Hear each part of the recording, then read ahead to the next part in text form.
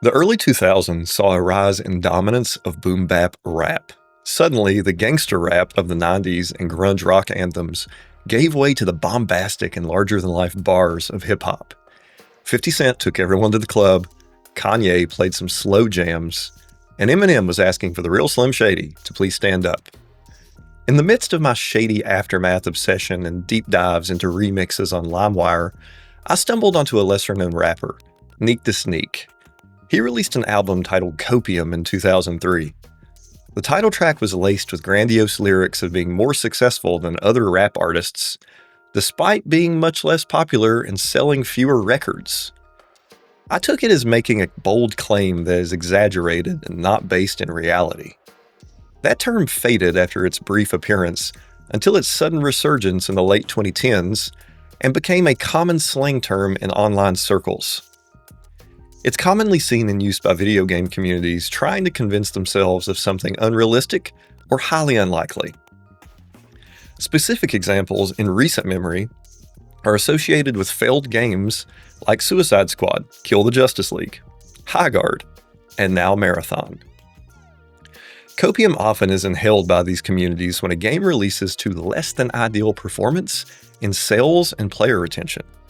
You often see posts about how the game in question is quote-unquote peak, is being hated for no reason, is actually really good despite its performance for an obscure reason that no one really cares about, or the classic, I don't care how the game is doing because I'm having a blast and getting my money's worth.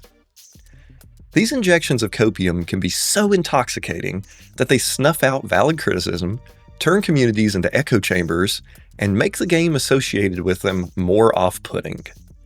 People can get so high on copium that they stick their heads in the sand and make poor arguments in defense of these struggling and failed titles to the point that any productive discourse is washed away in the haze. You see, I know a thing or two about the copium trends we see today because I was high on it way back in 2012 with Halo 4. I had just finished my undergraduate studies and was moving toward a career in the legal field.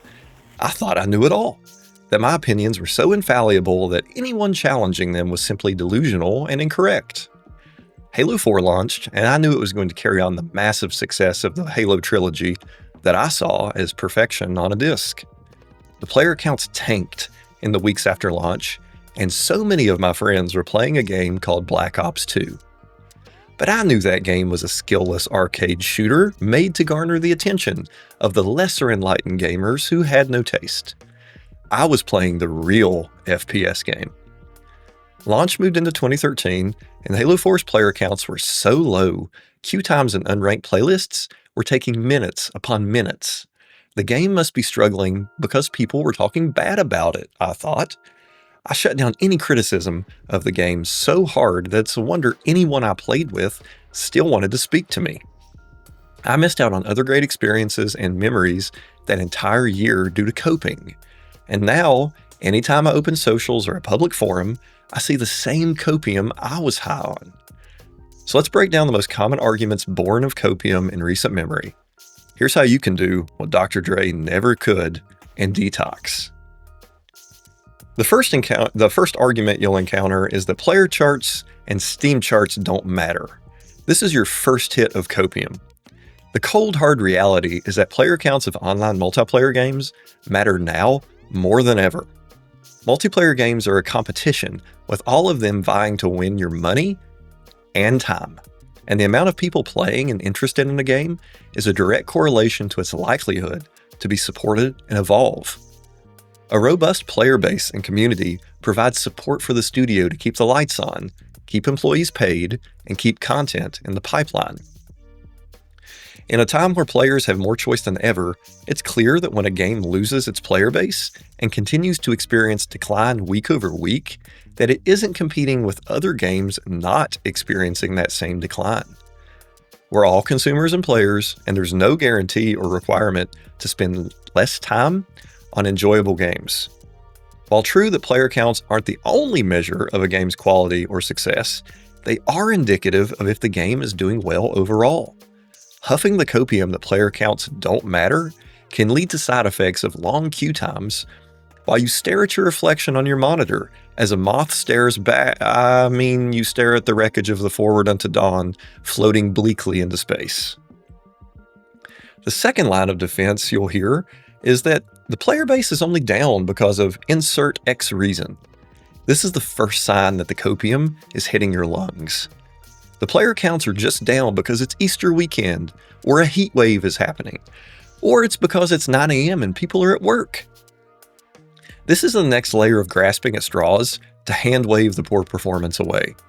It is true that player populations will ebb and flow depending on outside factors like time of year, time of day, or events going on. But it conveniently ignores that all games experiences these events at the same time. If you're trying to justify a massive player base drop on the position of the sun in the sky during the summer solstice, then it's not too difficult to move to the next stage of coping, which is saying, the game is too hard and just takes too much skill to be popular. Now the copium is starting to impact your nervous system. You're still thinking somewhat clearly, but the delusions are setting in. Take a step back and look at the core mechanics. Does the game have bullet magnetism to the levels that it bends shots when you're clearly off target? Is the movement plodding and slow, limiting any movement expression? Is the time to kill so fast that it discourages tracking and gun skill? Do all of these factors turn the core gameplay loop into a game of hide and seek, with saw you first moments deciding fights? Do you find yourself calling anyone who doesn't believe the game is a masterpiece, full of a deep skill gap, a PvE player? Do you find yourself parroting skill issue at anyone who criticizes the game? It's time to consider rehab. Let's assume that the game is amazingly skillful, but it's still performing terribly. You can't blame skill issue, as we have countless examples of skillful games being massively popular for decades, if not more, who are holding a consistently high player base. Realizing that maybe there are other aspects of the game that are off-putting is a good off-ramp for the coping. But if that doesn't work, you'll stamp your feet and shriek at the next person giving criticism, go play a different game if you don't like it. You're now getting pretty buzzed on the copium. You're lashing out at people giving criticism and speaking to the reality of the game failing. This pushback is nothing more than an emotionally volatile reaction. And guess what? People are taking your advice and going to play different games that are better. This level of cope is the first step in pushing away new players and more reasonable community members. The mods of the game's subreddit are your personal copium dealers. You're following their lead to ban and shout down anyone not eternally glazing a dying game under the pretense of posting in bad faith. All the toxic positivity that doesn't allow criticism is leading to sticking your fingers in your ears while repeating, "I got my money's worth," as the player base tanks to under 7,000 highs 4 months after release. The copium is alienating you now, but you're too far down the rabbit hole, so the next argument you give is, it's such a quality game, people just have bad taste. This is the next argument you make as you descend further into the cope haze. It's starting to impact your social skills. You're becoming so high on the copium that you're becoming insufferable and condescending to anyone but the small minority of people playing the game giving you the copi. Reality check. People don't pay for a product and or invest time into something they don't view as quality or having some valuable qualities. If player counts are dropping, there is one or multiple aspects of that game that people have deemed unworthy of their time. A game launching to a good-sized player base and then losing 90% of them in the following weeks is a clear sign that paying players interested in the game are choosing to walk away. If you're coping to convince yourself that you're part of some small and enlightened community that just knows better than everyone else, it's the copium talking. And lastly, there's a hate campaign. This is the final boss of copium. It's fully taken over your frontal lobe now. The odds of detoxing are slim, but let's try. Hate campaigns aren't people giving criticism of a video game. Hate campaigns aren't people disagreeing with you. Hate campaigns aren't even pointing out objective data of how a game is performing. There isn't some secret cabal of hooded figures pulling the strings to take down a video game you like with online negative comments. But let's say there actually were. Has people saying something bad about a game on the internet ever caused a game to fail? Call of Duty gets dragged through the mud every year and still sells like hotcakes to a big player base. Sports games are consistently called out for being copy-paste efforts, laced with microtransactions, and they still do well. Hogwarts Legacy had the closest pushback resembling to an organized hate campaign ever and did records. Overwatch has been killed 17 times by online communities, and it's still doing great. There's no grand conspiracy against a game.